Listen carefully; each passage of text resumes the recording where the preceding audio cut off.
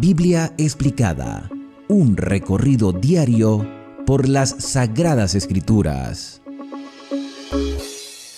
Hoy, en nuestro recorrido explicativo por el texto bíblico, hemos llegado al final de la primera sección del libro de Proverbios, que comprende los capítulos del 1 hasta el 9. ¿Qué hemos venido hablando en los primeros 8 capítulos? Consejos de un padre a un hijo para que no cometa errores de los cuales puede arrepentirse y que le pueden causar mucho dolor en su vida juvenil o en su etapa ya de adultez. Consejos que son importantes para nosotros, repetitivos, confirmatorios y de gran relevancia para cualquier persona, hombre, mujer, joven, adulto o anciano, rico o pobre. Estos mensajes nos competen a todos. Entonces, el capítulo 9 es como un resumen a través de una metáfora, a través de una ilustración, porque eso es lo que trata Proverbios: ilustraciones, comparaciones y una reafirmación de un mismo mensaje. Así que vamos a leer, porque este capítulo está dividido en 2 partes. Versículos del 1 hasta el 12 sería la primera parte, y del 13 hasta el versículo 18, que es la parte final ya del capítulo.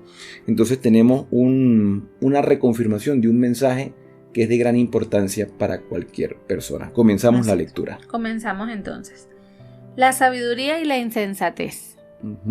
La sabiduría edificó su casa, labró sus 7 columnas, mató sus víctimas, mezcló su vino y puso su mesa. Envió a sus criadas y sobre lo más alto de la ciudad clamó, diciendo a todo ingenuo: ven acá, y a los insensatos: venid, comed de mi pan y bebed del vino que he mezclado.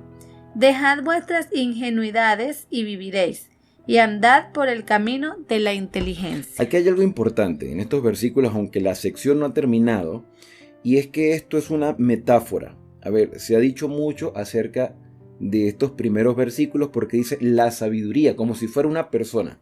En los capítulos anteriores, en el 7 y el 8, veíamos cómo Salomón, inspirado por el Espíritu Santo, hablaba de la sabiduría como una persona, y habíamos llegado a la conclusión de que el Espíritu Santo evidentemente está hablando, nos está orientando, nos está capacitando.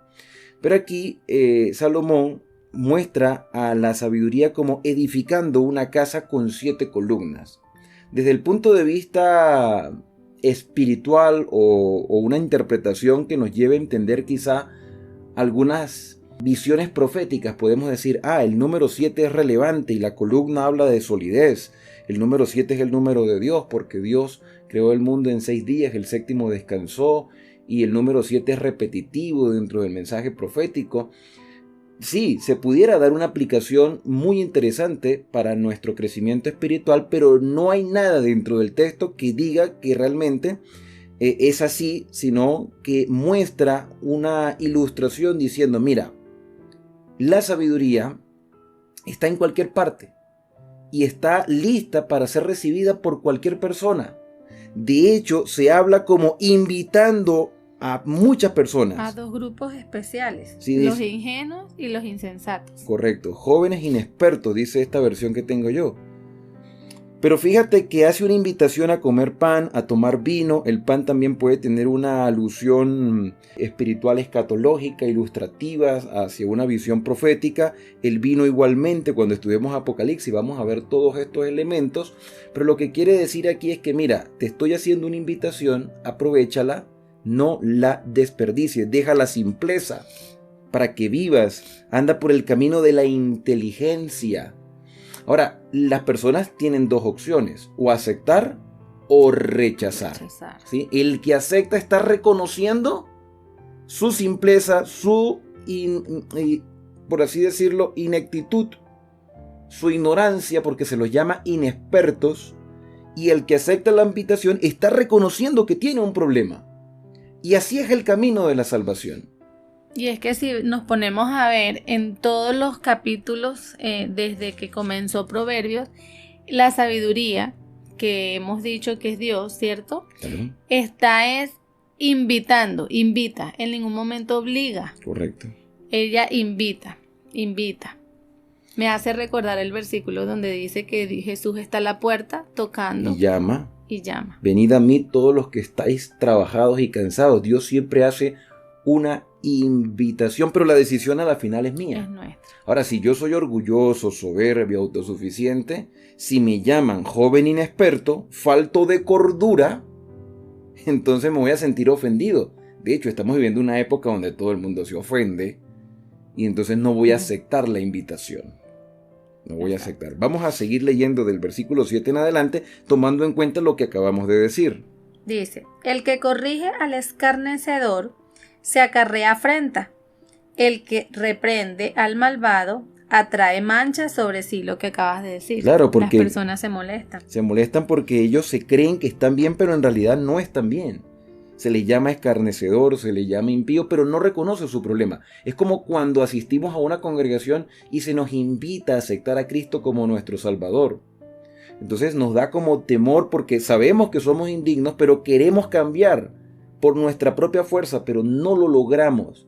Necesitamos reconocer que tenemos ese problema, ir a los brazos de Cristo para que Él nos transforme a través del Espíritu Santo. Así es. Seguimos. No reprendas al escarnecedor para que no te aborrezca.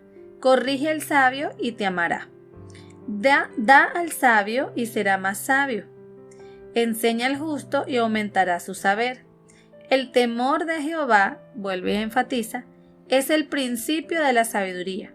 El conocimiento del Altísimo es la inteligencia. Esta versión que yo tengo, la siglo XXI, mi esposa está leyendo la versión Reina Valera 95, dice, el temor del Señor es el principio de la sabiduría y la inteligencia está en conocer al Santísimo. Parece que en el hebreo está en plural como santos, conocer a los santos. ¿A qué se está refiriendo?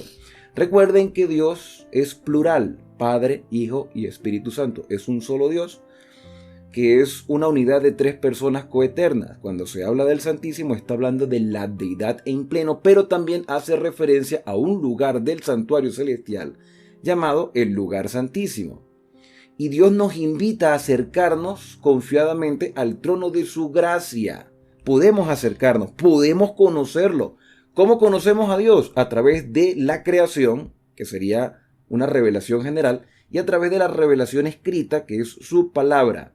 Podemos intimar con Dios, podemos acercarnos a Él, a pesar de nosotros ser inexpertos, faltos de cordura, reconocemos nuestro problema, nos acercamos a Él por el llamado que nos hace el Espíritu Santo, empezamos a conocerle y Él nos va transformando a tal punto de convertirnos en santos, sabios, justos, limpios.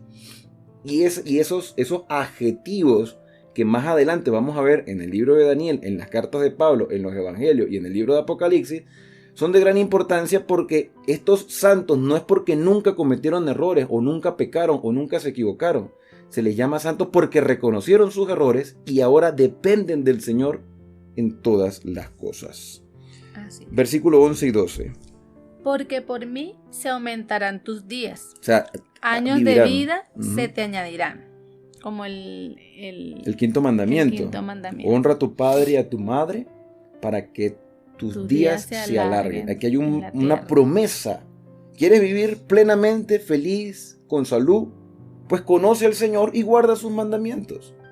Porque los mandamientos son el reflejo del carácter de Dios y son la norma de vida del creyente. Claro, cuando estábamos estudiando esto con los niños, yo les decía, mira, aquí no dice 10 mandamientos, ni dice ley, ni dice normas, pero se sobreentiende porque si tú conoces a Dios, sabes que la ley y los mandamientos son la norma del carácter, es el reflejo del carácter de Dios. Y por eso dice, porque por mí, está hablando la sabiduría, se aumentan los días. ¿Quién es el único que puede aumentar los días? Dios. Y los años de vida se te añadirán. Pero no solamente vivir por vivir, sino vivir en plenitud. Como decía el capítulo anterior, serás feliz si guardas mis caminos. Versículo 12. Si eres sabio, para ti lo eres. Si eres escarnecedor, solo tú lo pagarás. O sea, si tú te consideras sabio, en tu propia opinión, por eso es que los primeros capítulos decían, no seas sabio en tu propia opinión.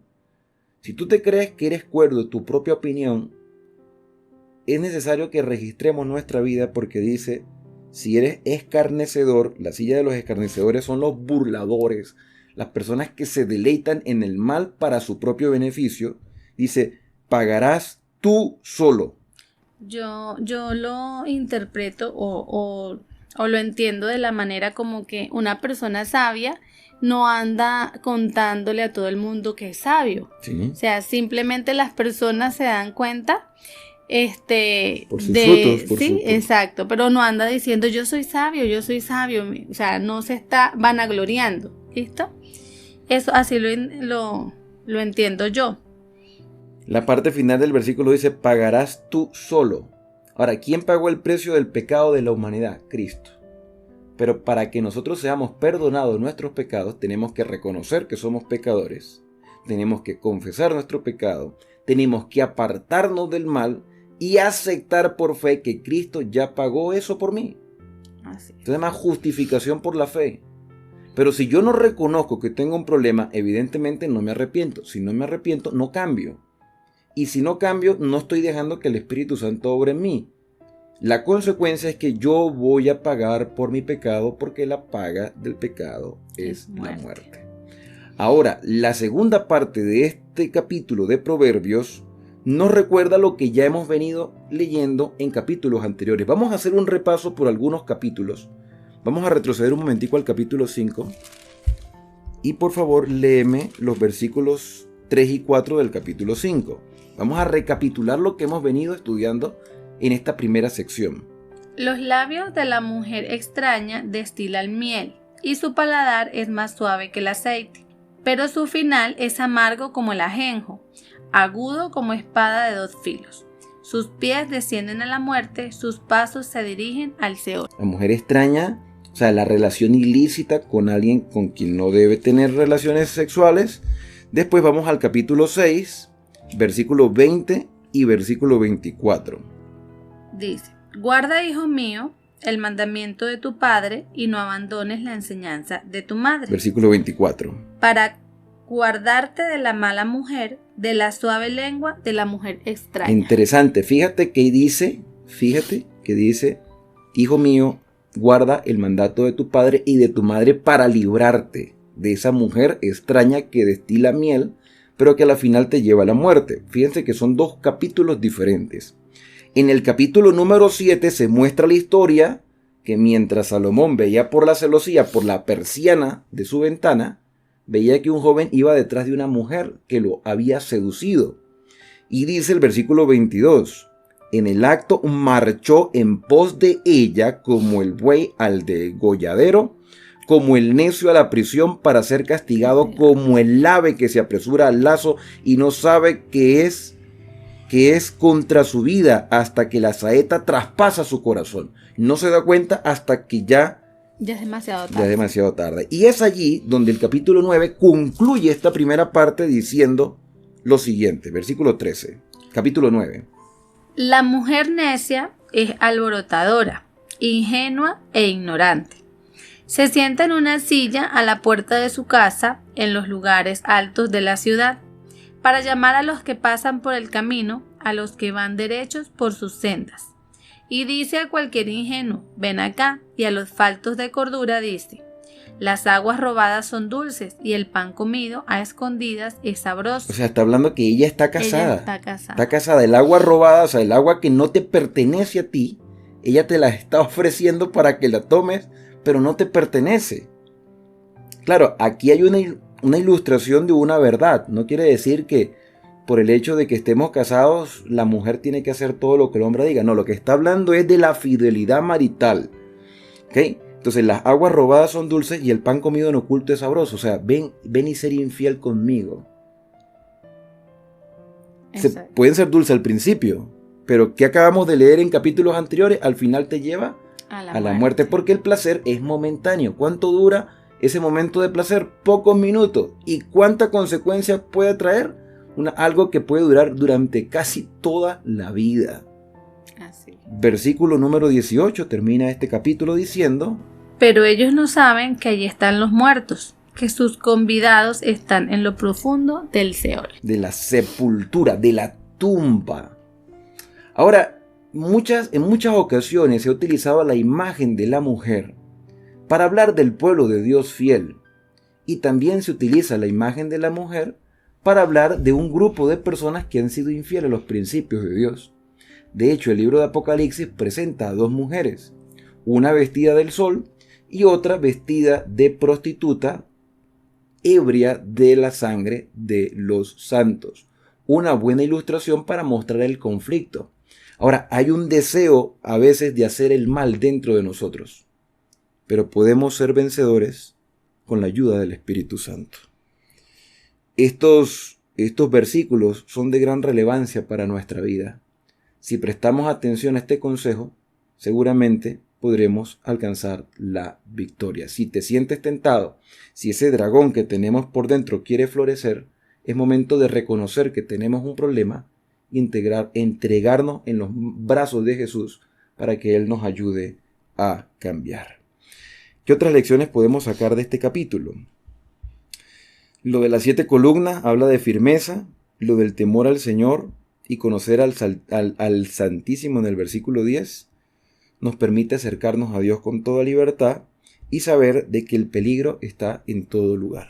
En todo lugar. O sea, estamos propensos a caer. Sí, a ceder ante la tentación. Exacto. ¿Sí? Porque somos seres humanos. Ahora, ¿qué pasa si ya caigo en la tentación? ¿Será que ya no hay perdón para mí? No, claro que sí. Si hay perdón, Mientras haya vida, hay esperanza. hay esperanza. Pero hay que reconocer el error. ¿Qué es lo que pasa? Que a veces decimos, ya falté y ya Dios no me puede perdonar porque falté. Eso es satánico. O sea, pensar de que no hay perdón es una mentira satánica, porque el Señor está tan dispuesto a perdonarnos como un padre está dispuesto a perdonar a su hijo cuando se equivoca. Si tu hijo se equivoca, comete un error o tiene un vicio, una adicción, un problema grave, ¿lo vas a despreciar por eso? No. Al contrario, vas a intentar a que él salga de ese problema. Y eso es lo que el Señor está tratando de hacer con nosotros, sacarnos de ese problema que tenemos. ¿Okay? Bien, hemos llegado al final de este capítulo. ¿Qué te ha parecido? ¿Qué versículos te llamaron más la atención? A mí me llamó la atención el versículo 10. A mí también, el 10. El temor del Señor. El 10 y el 6, porque dice, dejad vuestras ingenuidades. Uh-huh. A veces nosotros pensamos que un mal chiste, somos muy simples a veces. Y pensamos que no pasa nada con esas simplezas, pero nos damos cuenta que nosotros como cristianos pues no podemos estar conformándonos quizás con las cosas vagas, con el entretenimiento vago. Exacto, o de repente esas palabras doble sentido para causar de repente gracia en otras personas, ¿sí? O sea, a veces lo hacemos incluso por querer llevarnos bien con otras personas, en especial las personas que no conocen de Dios, y caemos en esto, en simplezas, cuando deberíamos de como cristianos ser discretos y ser sabios. Cuerdos. Pero estamos viviendo una época de mucha simpleza. Sí. Principalmente en las redes sociales. Nosotros que manejamos las redes sociales a diario, nos damos cuenta que hay demasiada simpleza. Y cuando hablamos de cosas serias e importantes y necesarias, ya la atención no es la misma, porque estamos acostumbrados ya a cosas vagas, momentáneas, circunstanciales, que en realidad no edifican, sino que te traen un placer, pero ya hasta allí te deja con ese vacío y con esas ganas quizás de tener más, y se nos va el tiempo en cosas que carecen de valor y de importancia para nuestra vida personal. Bien, vamos entonces a orar y agradecerle a Dios por las enseñanzas de este capítulo. Querido Dios que estás en el cielo, te damos las gracias porque nos enseñas, nos orientas, nos muestras, Señor, el camino. Ayúdanos a aceptar esa invitación que nos haces para que podamos ser sabios. Sabemos que nuestras propias fuerzas, Señor, con nuestras propias fuerzas no podemos. Necesitamos de tu Santo Espíritu que toque nuestros corazones, que nos ayude a reflexionar, que nos lleve, Señor, al arrepentimiento cada día, a conocerte a ti.